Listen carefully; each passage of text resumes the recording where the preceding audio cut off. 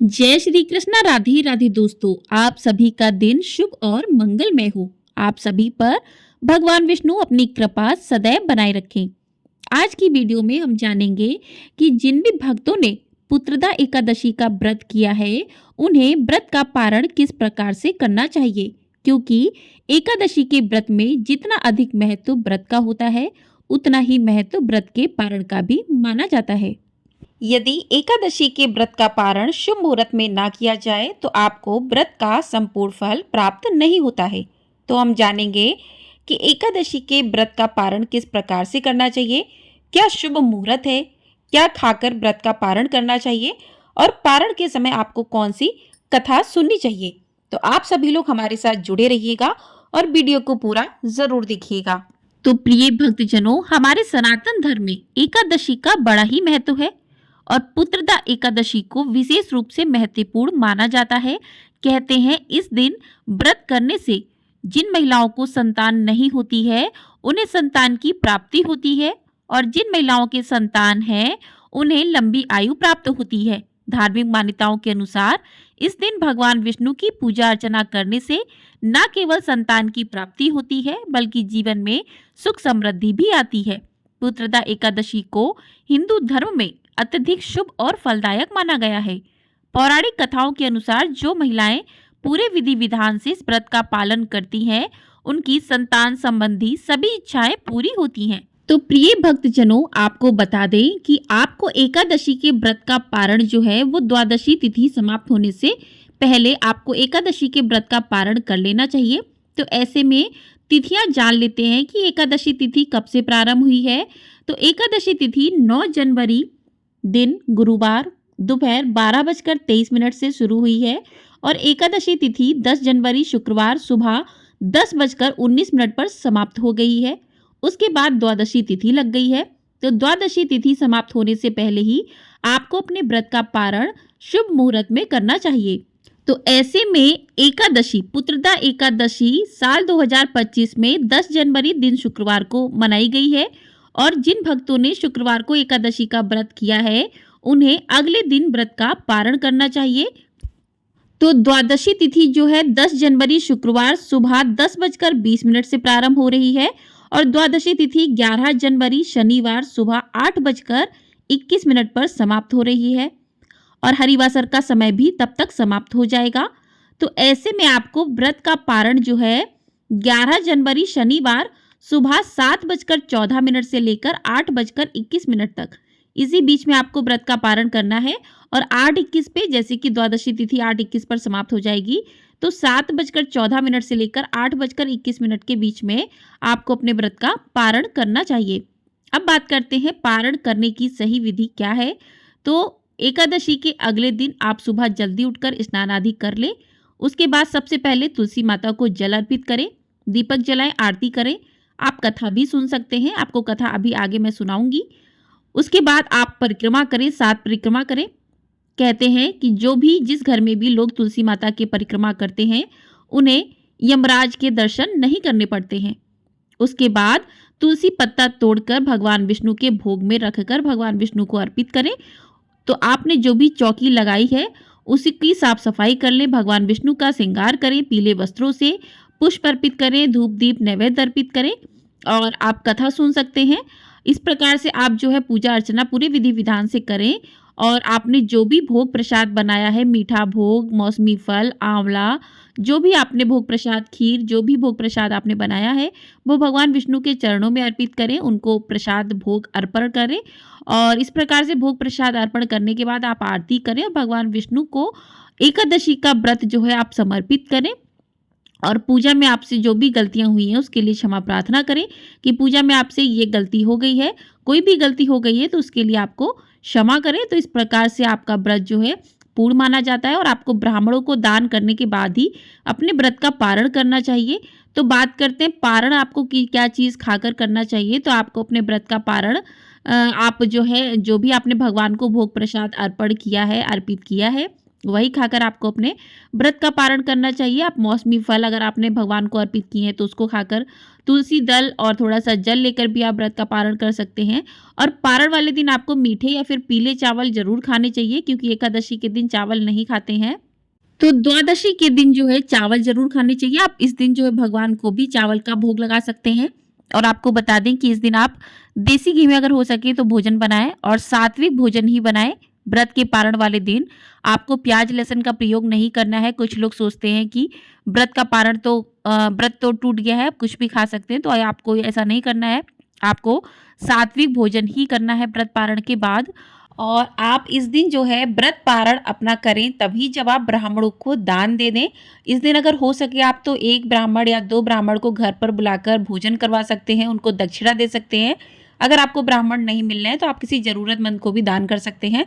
तो पहले भगवान विष्णु की पूजा करने के बाद दान निकाल दें और उसके बाद ही आपको अपने व्रत का पारण करना चाहिए। तो इस प्रकार से यदि आप पारण करते हैं तो आपको पारण का जो है, व्रत का जो है संपूर्ण फल प्राप्त होता है।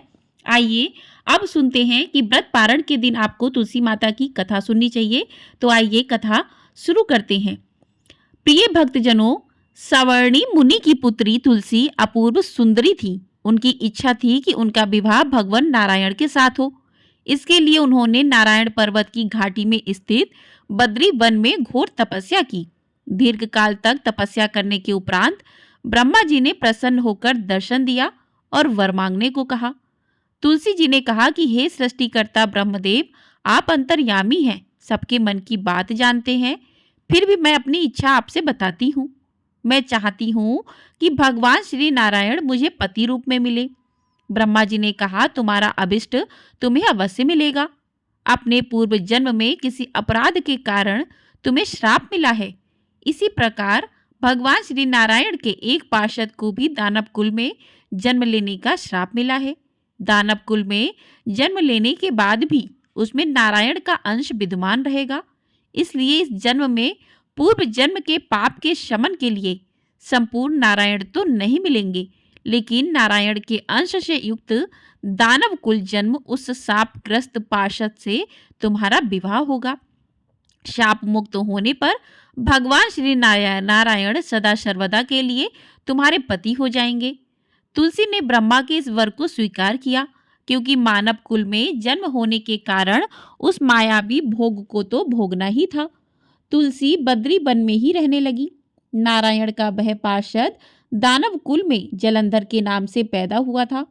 कुछ दिनों के बाद वह भ्रमण करता हुआ बद्री वन में आया। यहाँ तुलसी को देखते ही वह उस पर मंत्र मुग्ध हो गया।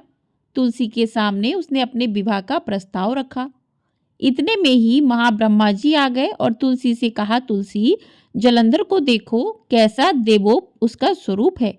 दानव कुल में जन्म लेने के बाद भी लगता है जैसे इसके शरीर में नारायण का वास हो। तुम प्रस्ताव को सहर्ष स्वीकार कर लो। तुलसी को भी लगा कि उसकी तपस्या पूर्ण हुई, उसे इच्छित फल मिला है। जलंधर के साथ उसका गंधर्व विवाह हो गया और वह जलंधर के साथ उसके महल में पत्नी बनकर आ गई। जलंधर ने अपनी परम सुंदरी सती साध्वी पत्नी तुलसी के साथ बहुत दिनों तक राज्य किया। उसने अपने राज्य का इतना विस्तार किया कि देवलोक तक उसके अधिकार में आ गया।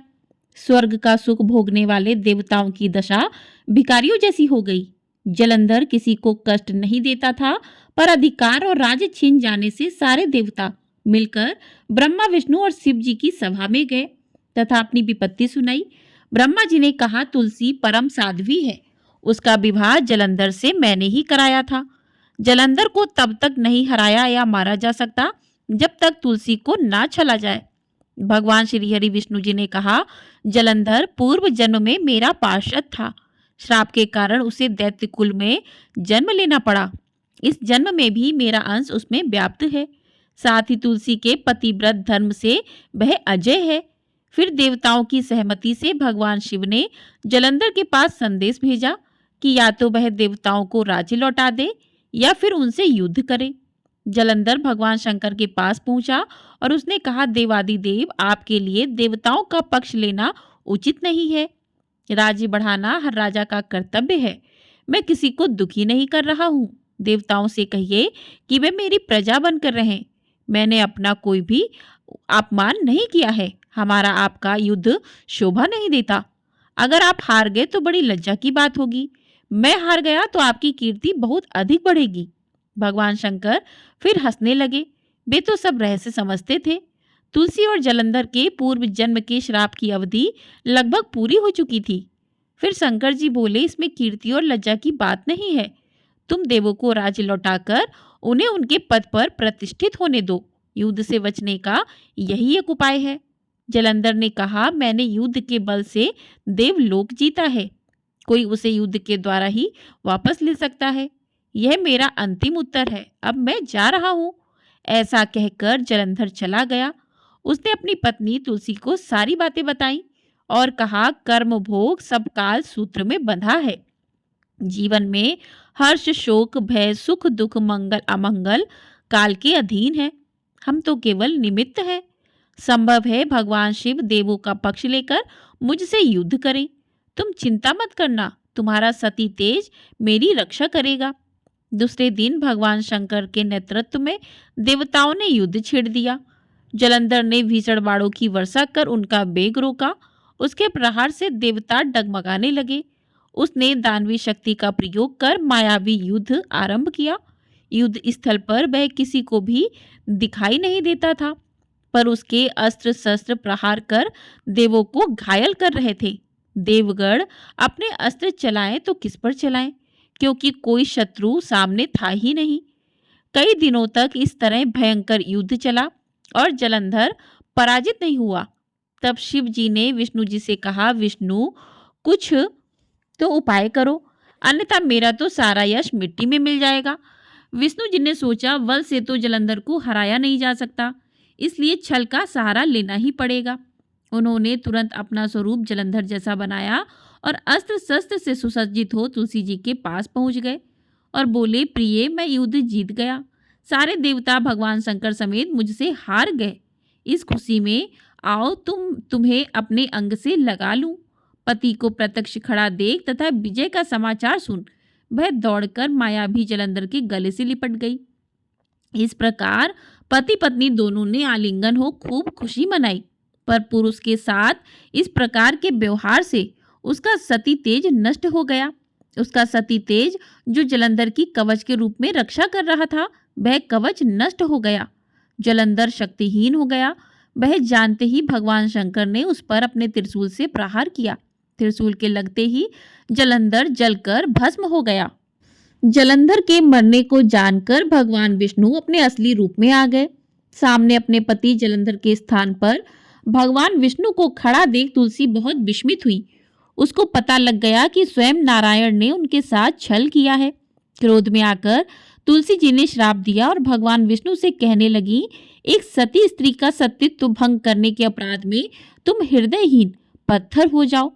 विष्णु जी ने तुलसी के श्राप को शिरोधार्य कर कहा, हे देवी, तुम्हारे तथा जलंधर के कल्याण के लिए मुझे ऐसा करना पड़ा। तुम दोनों को श्राप मुक्त करना था। तुम भी अब अपना शरीर त्याग कर तुलसी बिरवा के रूप में जन्म लोगी और मेरी पूजा तुलसी दल से होगी। मैं शालिग्राम पत्थर बनूंगा। मेरे शीश पर तुम आदर से विराजमान होगी। तुम्हारे पति की हड्डियों के चूड़ से शंख की उत्पत्ति होगी। उस शंख ध्वनि से देवताओं तथा मेरी पूजा आराधना होगी। जहाँ शंख ध्वनि होगी वहाँ मंगल में मैं विराजमान रहूंगा। तुमने पूर्व जन्म में बद्री वन में मुझे पाने के लिए बड़ी तपस्या की थी। अब अगले जन्म में मैं नारायण के रूप में बद्रीनाथ वन में स्थापित होऊंगा और मेरी पूजा अर्चना फल फूल से ना होकर तुम्हारे तुलसी दल से होगी। मेरे शीश पर विराजमान होकर तुम मुझसे भी ऊंचा पद प्राप्त करोगी। बोलिए श्री लक्ष्मी नारायण भगवान की जय। बोलिए तुलसी मैया की जय। बोलिए माता लक्ष्मी की जय। तो इस प्रकार से माता तुलसी की कथा आप व्रत के पारण के समय सुन सकते हैं। माता तुलसी की यह कथा सुनने मात्र से ही भक्तों पर माँ की असीम कृपा बनी रहती है और भक्तों की सभी मनोकामनाएं पूरी होती हैं। बोलिए जय श्री कृष्णा। राधे राधे। आपको ये वीडियो पसंद आई है तो वीडियो को लाइक शेयर, चैनल को सब्सक्राइब जरूर कर लीजिएगा। आपको हमारे चैनल पर प्रदोष व्रत की कथा भी सुनाई जाएगी। उस कथा को भी आप लोग अपना ढेर सारा प्यार अवश्य दीजिएगा।